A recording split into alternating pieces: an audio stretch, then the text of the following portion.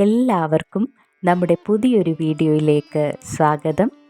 ശരീരത്തിന് ബലവും രോഗപ്രതിരോധ ശേഷിയും വർദ്ധിപ്പിക്കുന്നതിന് സഹായിക്കുന്ന ഒന്നാണ് കർക്കിടക മാസത്തിൽ തയ്യാറാക്കുന്ന മരുന്നുണ്ട.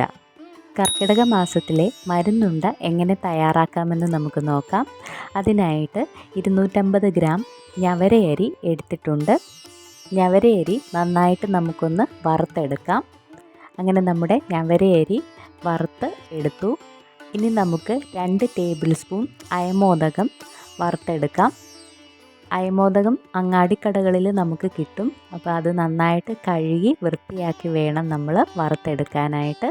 അങ്ങനെ നമ്മൾ അയമോദകം വറുത്തെടുത്തു. ഇനി നമുക്ക് 2 ടേബിൾ സ്പൂൺ ആശാളി വറുത്തെടുക്കാം. ആശാളി വൃത്തിയാക്കുന്നതിനായിട്ട് നനഞ്ഞ തുണി വെച്ചിട്ട് നമുക്ക് തുടച്ചെടുക്കാം. ഇനി നമുക്ക് 4 ടേബിൾ സ്പൂൺ എള്ള് വറുത്തെടുക്കാം. ഇനി നമുക്ക് 2 ടേബിൾ സ്പൂൺ ചതകുപ്പ എടുക്കാം. ചതകുപ്പയും നമ്മൾ കഴുകി വൃത്തിയാക്കി വേണം ഉപയോഗിക്കാനായിട്ട്. അങ്ങനെ നമ്മൾ ചതകുപ്പയും വറുത്തെടുത്തു. അതിനുശേഷം 2 ടേബിൾ സ്പൂൺ ഉലുവയും കൂടെ വറുത്തെടുക്കുന്നുണ്ട്. ഉലുവയുടെ നിറമൊന്ന് മാറി വരുമ്പോൾ തന്നെ ഉലുവ അടുപ്പത്ത് നിന്ന് ഇറക്കണം. ഉലുവ കരിഞ്ഞു പോകാൻ പാടില്ല. അങ്ങനെ നമ്മൾ ഉലുവ വറുത്തെടുത്തു. ഇനി നമ്മൾ ഒരു തേങ്ങയുടെ പകുതി ചിരകിയത് എടുക്കുന്നുണ്ട്. അതും നമുക്ക് ഒന്ന് വറുത്തെടുക്കാം. തേങ്ങ ചിരകിയതിൻ്റെ അളവ് നമ്മുടെ ആവശ്യാനുസരണം കൂട്ടി കൊടുക്കാവുന്നതാണ്. ഈ സമയത്ത് നമുക്ക് കുറച്ച് ചുക്കും 5-6 ഏലക്കായും കൂടെ നമുക്കൊന്ന് പൊടിച്ചെടുക്കാം. അങ്ങനെ നമ്മുടെ തേങ്ങ ചിരകിയതിൻ്റെ കളറൊന്ന് മാറി വന്നപ്പോൾ നമ്മൾ അടുപ്പത്തു നിന്ന് ഇറക്കി. ഇനി നമ്മൾ വറുത്ത് വെച്ചിരിക്കുന്ന ഈ ചേരുവകളുടെ ഒപ്പം ഏലക്കായും ചുക്കും കൂടെ പൊടിച്ചതും കൂടെ ഇടുന്നുണ്ട്. ഇനി ഇതെല്ലാം കൂടെ നമുക്കൊന്ന് മിക്സിയിലിട്ട് നന്നായിട്ട് പൊടിയാക്കി എടുക്കാം. ഇനി നമുക്ക് 1/2 ടീസ്പൂൺ നല്ല ജീരകവും കൂടെ ഒന്ന് നന്നായിട്ട് ചതച്ച് ഈ പൊടിയിലേക്കിട്ട് ഇളക്കി യോജിപ്പിക്കാം.